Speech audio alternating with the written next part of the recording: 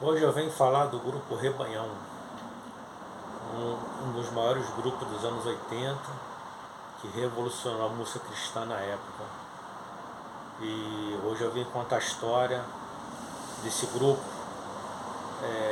Foi para mim e para muitas pessoas na época, foi um grupo, um dos principais grupos que, se não foi o principal, né, que abriu as portas para outros estilos na época, que até então as músicas que haviam na época eram de cantores solos e com uma voz mais encorpada, né, como Luiz de Carvalho, Elon Cavalcante, José de Paula, enfim, e outras cantoras também que tinha na época.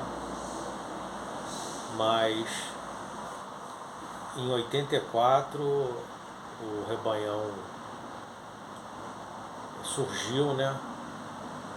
E eu vou contar um pouco da história deles, que aconteceu, né? Que muita gente não sabe. Existem vários vídeos falando sobre a história do Rebanhão, mas alguns bastidores as pessoas não sabem.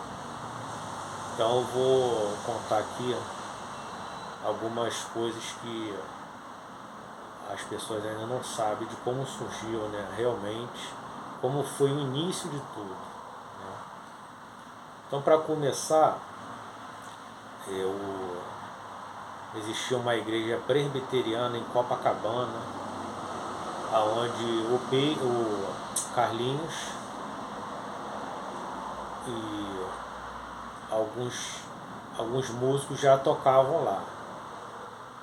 No caso, o Janires e o Pedro ainda não tocavam no grupo. E esse grupo estava ainda surgindo, eles estavam ensaiando ainda. Eles tocavam lá na igreja, no louvor, mas ainda não tinha a pretensão ainda de ser um grupo. É como se fosse um grupo de louvor, que eles tocavam na igreja, tinham chamados corinhos, né? Mas não tinha ainda o líder Janires, ele ainda não tinha chegado nesse momento. E, e nesse instante, antes do Janires entrar,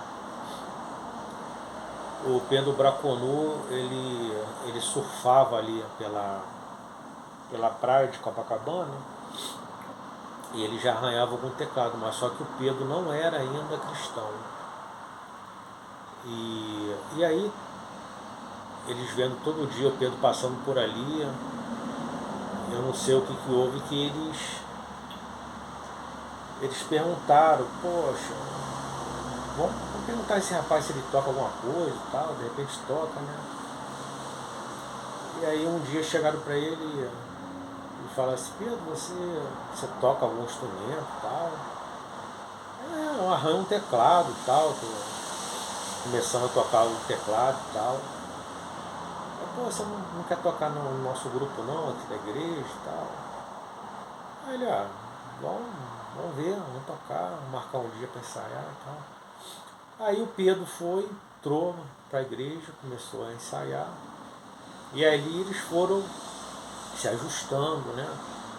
Tocando, ensaiando. E aí, nesse inteirinho, chega o Janires lá na igreja, vindo de São Paulo. E aí ele já vem com algumas letras, algumas coisas, já toca violão. E aí viu o pessoal tocando lá, fez uma proposta, poxa, que tal a gente montar uma banda aí para evangelizar? Eu tenho algumas músicas, eu tenho já em mente alguns projetos, né, de evangelismo e tal. Aí eles aceitaram. E aí o Janires apresentou as músicas, eles começaram a ensaiar ali as músicas que o Janires fazia,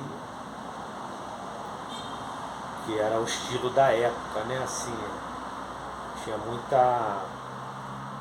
muita mistura de rock, aquele estilo mais da época dos anos 80. Um estilo meio progressivo também, influências do rock americano, juntado com brasileiro também, porque na época também tinha percussão, então não podia ser uma coisa totalmente rock, porque tinha uma percussão envolvida ali também, então ficou uma mistura de música brasileira com música americana, com estilos da época. E aí eles começaram a ensaiar. E o Paulo César Graça e Paz, ele já conhecia o grupo, né? Ele já ouvia já o grupo. De vez em quando ele ia lá visitar eles, ia ver o ensaio deles. E o Paulo César tinha uma rádio, tinha um programa na rádio, Boas Novas, da época. E ele fazia um programa lá. E o nome do programa, vou até ver aqui,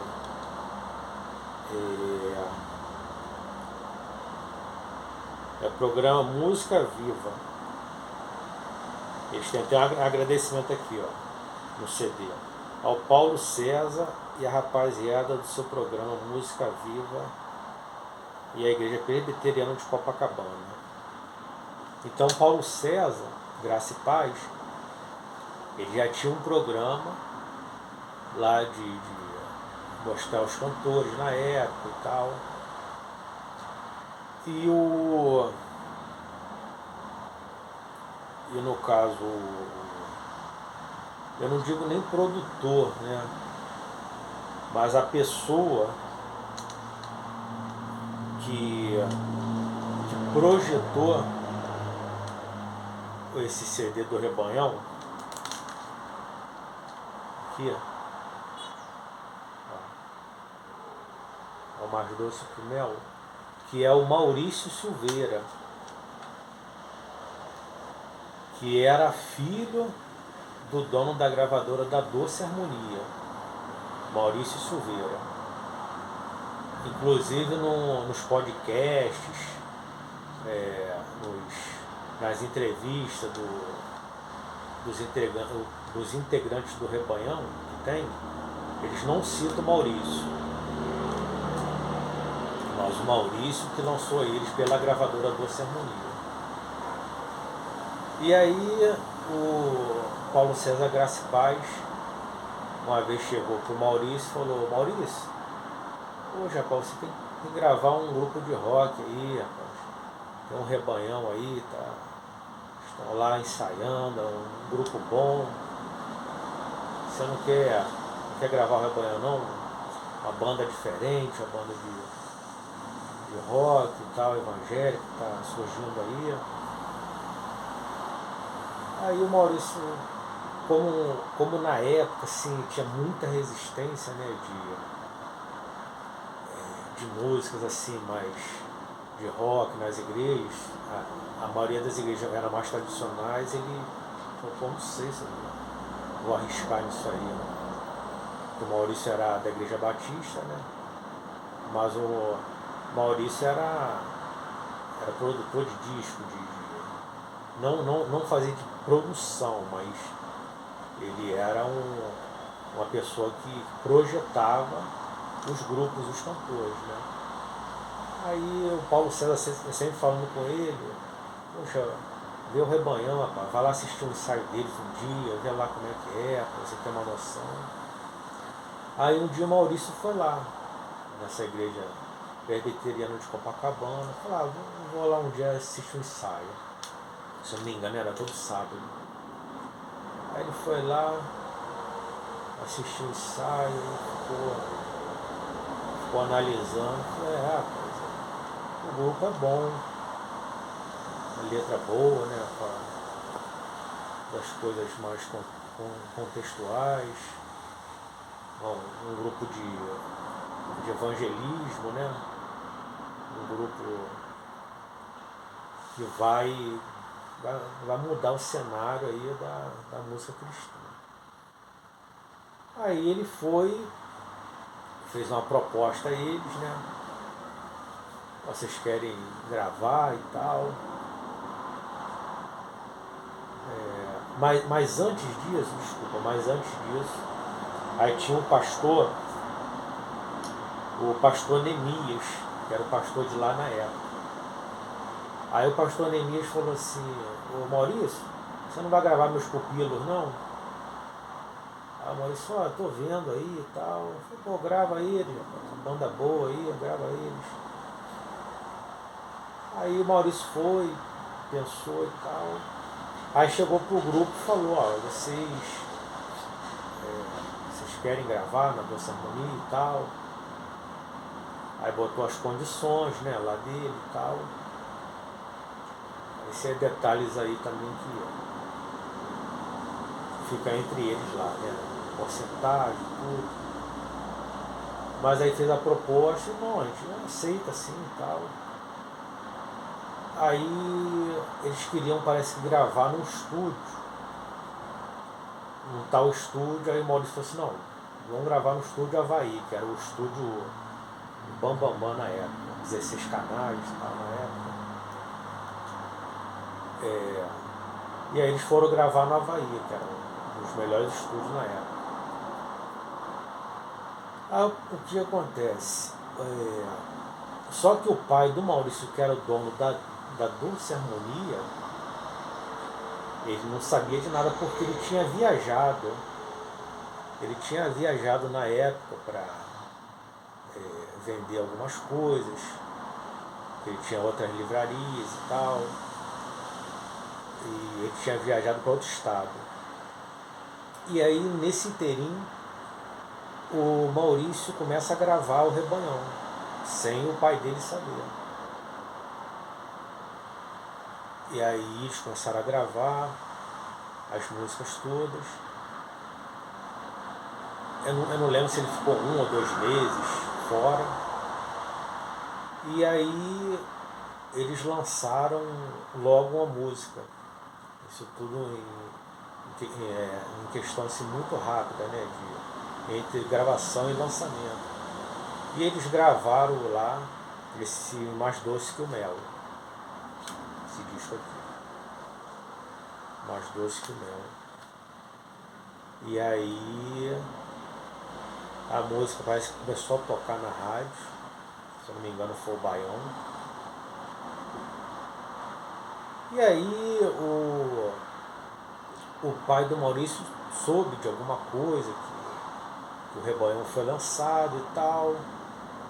E aí estava voltando de viagem. E o Maurício até então não tinha falado nada com o pai. E o pai dele falou, Maurício, eu tô indo para sua casa aí, e eu queria conversar aí sobre esse Rebanhão aí. Tô sabendo mais ou menos aí que você gravou. E aí a gente vai ter uma conversa. Vai eu e minha mulher. E aí chegaram lá. Isso tudo o Maurício Silveira, né, o que lançou esse disco aqui, né? O próprio Maurício Silveira conversando comigo pelo telefone, porque ele é primo do meu pai. Então não estou falando nada aqui do que eu acho. Isso aí é uma coisa que eu já liguei pro Maurício, conversei com ele. Isso tudo ele me explicou tudo, entendeu? Ele ainda é vivo, graças a Deus. Mora no Rio e a gente sempre conversa. E o que aconteceu? Aí o Açoeiro foi, o pastor Açoeiro, o pai do Maurício foi lá no apartamento dele e começaram a conversar e tal. Aí a esposa do Maurício falou assim, pastor, faz o seguinte, antes de conversar sobre o Rebanhão, por que o senhor não ouve o disco?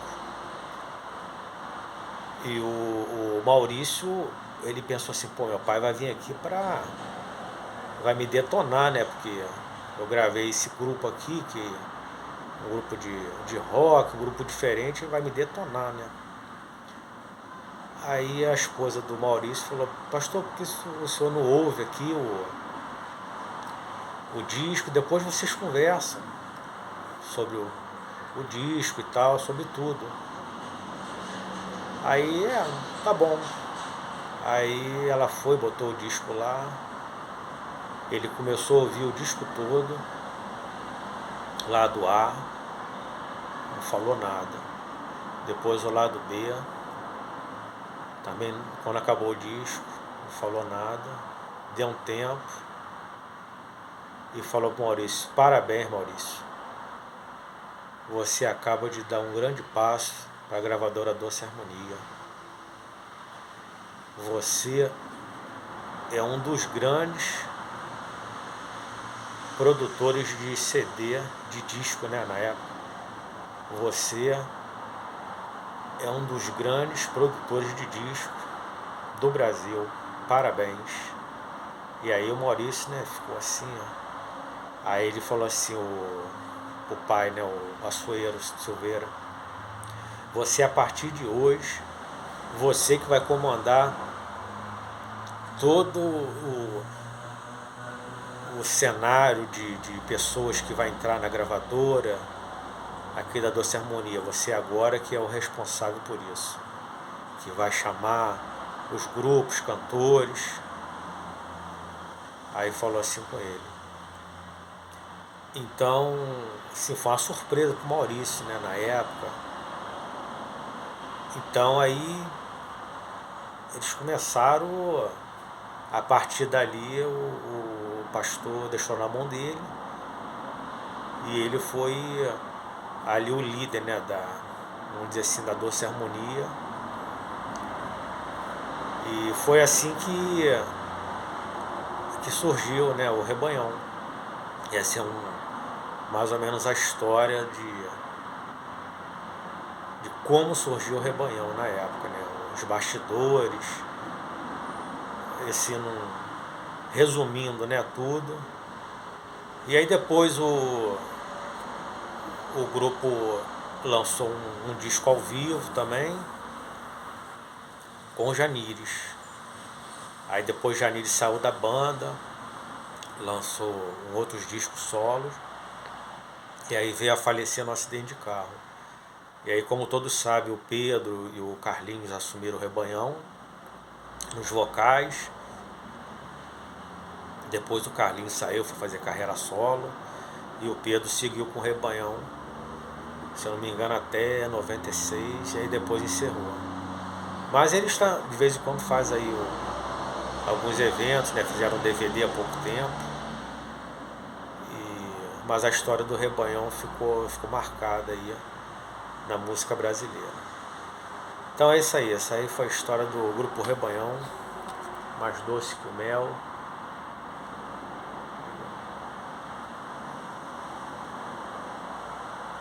Tem a música aqui, as mais famosas, né? Mel, Baião, Casinha. E é isso aí. Que Deus abençoe a todos, rico e abundantemente.